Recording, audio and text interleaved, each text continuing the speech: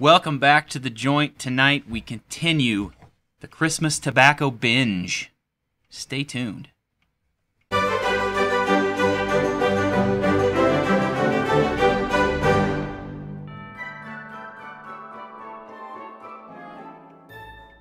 Welcome back to The Joint, guys. Tonight we are back, and we are going to be partaking in some Sutliff Cringle Flake 2020. Let's just get a good shot of this tin right here. See if I can straighten it out and get her centered in there. This is what we will be smoking. Now, when I ordered these, I didn't really read anything about them. I was just going for strictly holiday edition, special edition, limited edition tobaccos for the Christmas season for the most part. Winter Gold doesn't really fit that, but it kind of fit some of the others. But anyway, Cringle Flake definitely fits the bill for all of that. And I'm going to tell you, this tobacco, it's not going to be what you probably think. If you don't know what this is and you don't read the descriptions, you probably think this is going to be some aromatic tobacco that, you know, reminds you of Christmas. And that is not what this is at all. And it was a pleasant surprise on my part, actually, that this is not an aromatic tobacco. This is realistically a vapor. This is a Virginia Perique blend. Now, when you get this, you're going to open this up, and you are going to stick your nose in here. Let's retake the paper out. And the first thing you're going to notice is that, like, a vinegary type of a smell. Now, when I say vinegary, I don't mean that in a bad way, because, you know, it's not just like vinegar in here, but it's the controlling smell of it. Then underneath that you get some fruitiness, like plumminess or something. I can feel it all the way down in my plums. What is it with tobaccos and plumminess anyway? Some sort of a relationship there. Don't hit me in the plums anymore. I don't know. Maybe it just naturally smells like plummies. Plummies. Plummies. Smack me right in me plums. Is it? In the plums. Anyway, so that's kind of what you get in the tin. It's a very vinegary smell, kind of with a background of plums or plumminess. Did he go for your plums? He does that. He actually does go for them. In the right one. Did he have his It was hand my that way as well? favourite one. And what this stuff is 10-year-old red Virginia with 17-year-old Perique. And then they press it and cut it into these flakes. And like the flakes are kind of loose. And I'm going to try to hold one up here and see if I can get a good focus going here.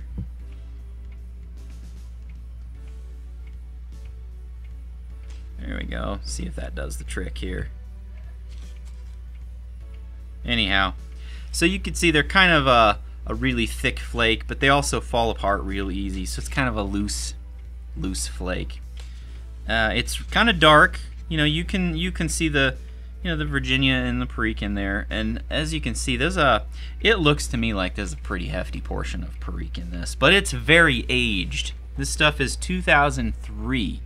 So, and even with the Virginias being 10 years old, they're from 2010. I mean, holy cow, my kids were still almost in diapers back then. So, that's saying something. I mean, they weren't in diapers, but you know what I mean. They were little. They were still little tykes. So, when I popped this open and saw that, after not reading the description or anything, I was completely very surprised. And the first smoke that I smoked of this, I did it at night. I had called my brother just to kind of talk about it, because he kind of is the one that had me buy this to try it. And I was on an empty stomach, and it kind of made me sick, so it kind of made me step back and think, whoa, I don't know if I'm going to like this stuff that much. But I persisted. You know, I went and ate something, and then I smoked another bowl, and this stuff, I bought 2 tins of this, and I've said this in one of the previous videos. I kind of, whether I think I like something or not, I can tell that I like it by how fast I smoke through a tin. I smoked through a tin of this in about a week. Like, I just horked it down.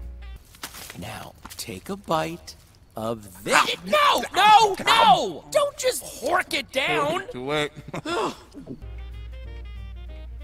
Which surprised me, because I never go through tins of tobacco that fast. So, right off the bat, I know that I like it, and I really do. This tobacco has very, very much grown on me. So, you got these thick flakes, and as far as the moisture goes, you know, when you first open the tin, they feel fairly moist. But like they break real easy.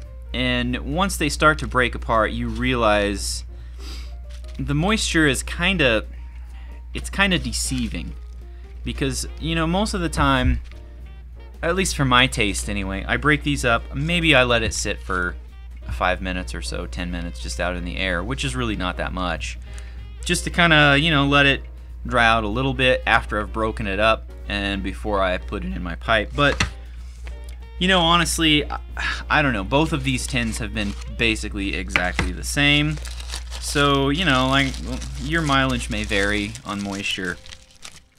But so far, I've been enjoying this tobacco quite a lot. So let's just cut the crap and let's light the pipe up and smoky boo. Smoky boo.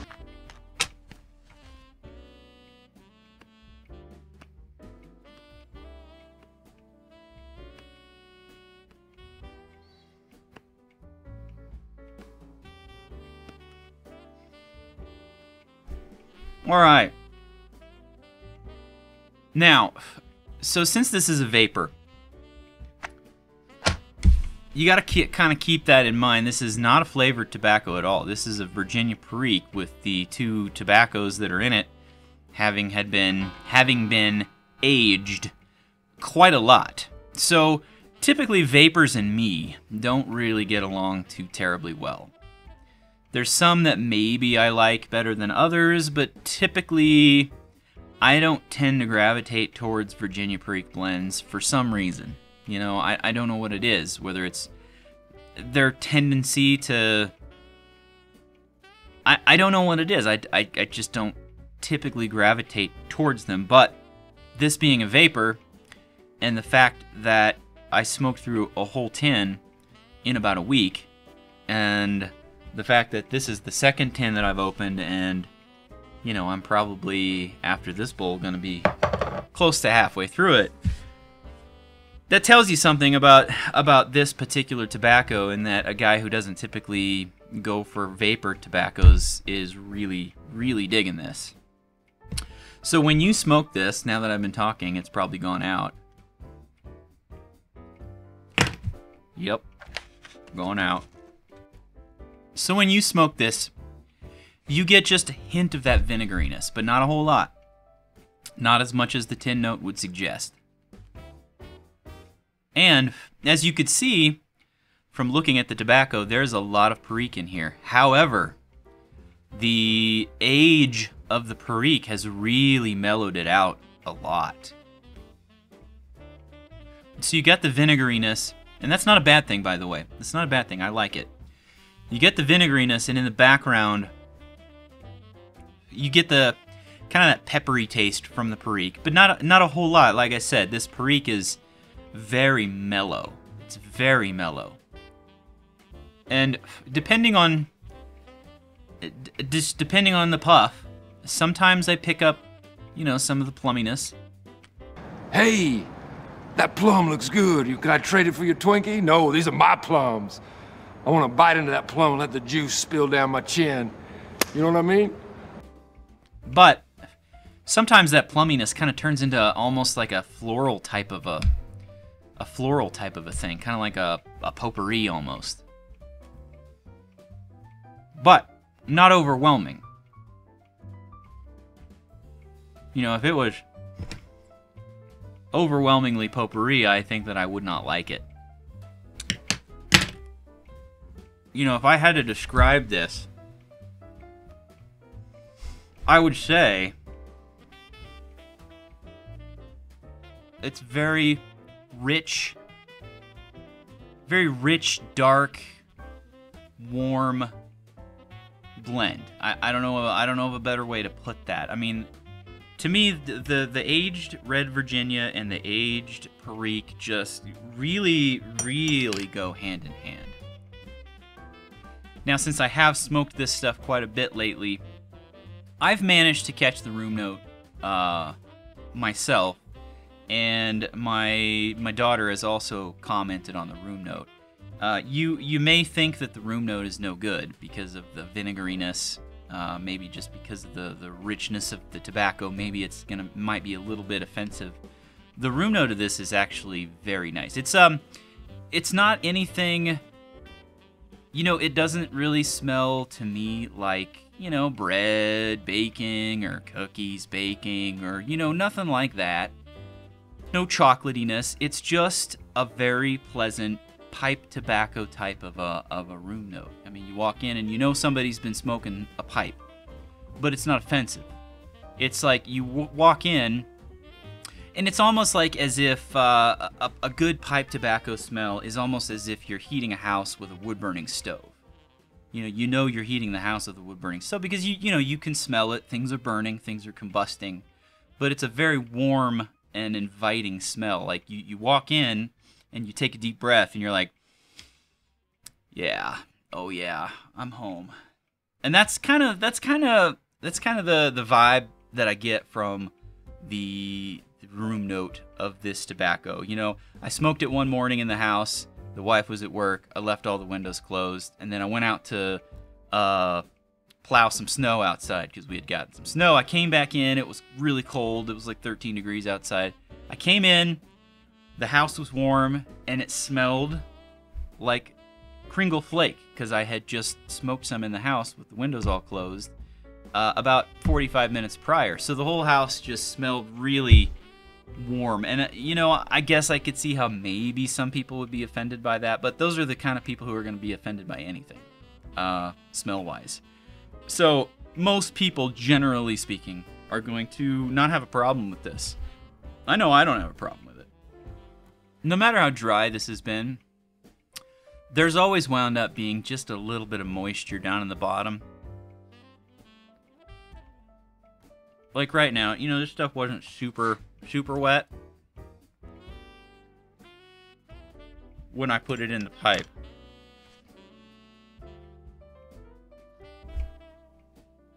But there is some moisture building up down in the bottom, but it's nothing that a quick pipe cleaner can't fix.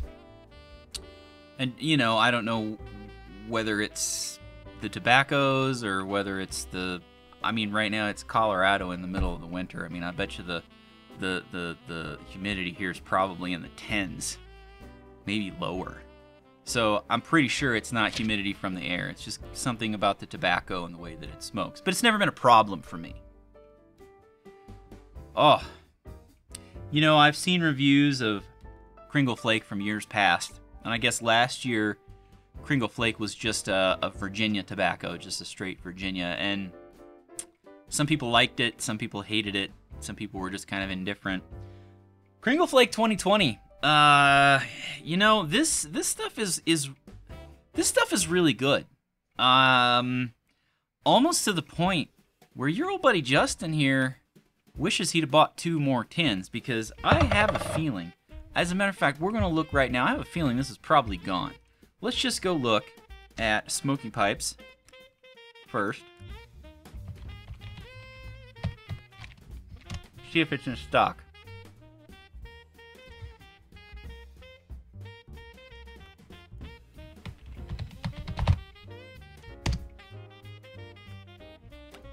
Guess what? It's currently out of stock. Let's go to pipes and cigars.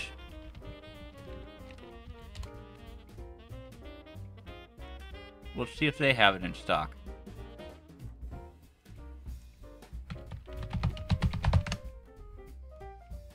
Out of stock. Boy, I can tell you what.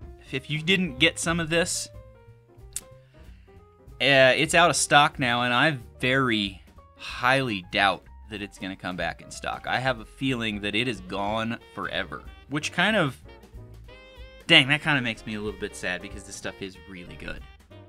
You know, we'll get to the recommendations now, I suppose, because if you are the kind of guy who likes a Christmas blend that is flavored, that is an aromatic tobacco, you're not going to like this. You know, I tend to be a guy who likes both, but I tend away from aromatics for the most part. There's some that I absolutely love. I mean, some of my favorite tobaccos have been aromatics. Holiday Spirit, which I can't get anymore. But this one here, this is a good one. I mean, if you're not an aromatic smoker, if you hate aromatics, but you want a Christmas blend,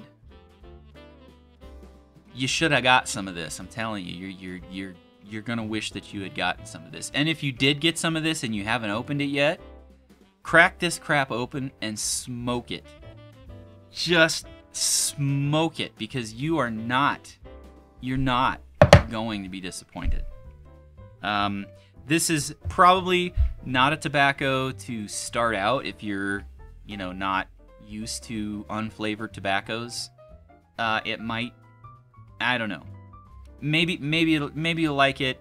It just seems to me like it comes off fairly strong. As flavor-wise, I would say it's probably kind of on the high end of medium, maybe, and on the nicotine side, maybe on the high end of medium, just because the first bowl that I smoked, I was on an empty stomach, and it did make me sick, and I was not happy about that, because I've not been shy about the fact that I do not like pipe tobaccos that give me a nicotine hit.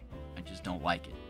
So, you know, I kind of had a rough start with this one, but it has grown on me, and now that I see that it's out of stock, man, I'm gonna have to stop. I'm gonna have to jar this up and stop smoking it until. No, I'm not gonna do that. I'm gonna smoke it. I'm gonna smoke it while I got it, because it's too good. It's just too good. I mean, the tobaccos themselves are already aged 10 and 17 years. How much more age do you think you really need on this stuff? I mean, honestly. Anyhow, that's my take on Cringle Flake. It's good. It's very good.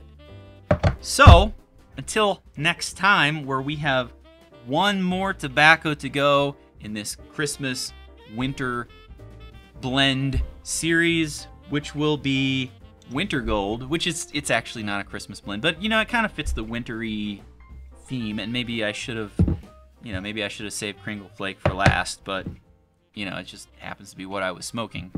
Till next time when we do that video, hopefully in the next couple of days, who knows, I don't know. Haven't been real busy at work lately, on purpose. I've been purposefully not being busy, just because I'm tired of that. And, you know, I need to spend some time with the boys here, and girls, if I happen to have any watching, which I highly doubt, but if there are, you know, I'll spend some time with you too. But anyway, I need to sign off, because now I'm rambling. I'm just completely rambling about nothing, and get this goofy Santa hat off my head. And I need to finish this bowl, which is about halfway down now. As a matter of fact, let me just get one more light, and you can see one more look of extreme pleasure and ecstasy as I get a couple last puffs here.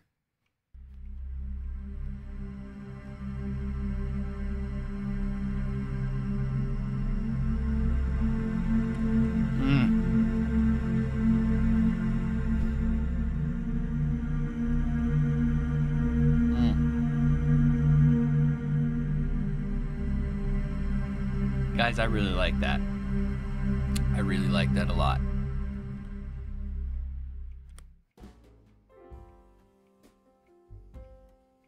Well, anyhow, until next time right here in the joint, I hope you manage to get yourself some Cringle Flake.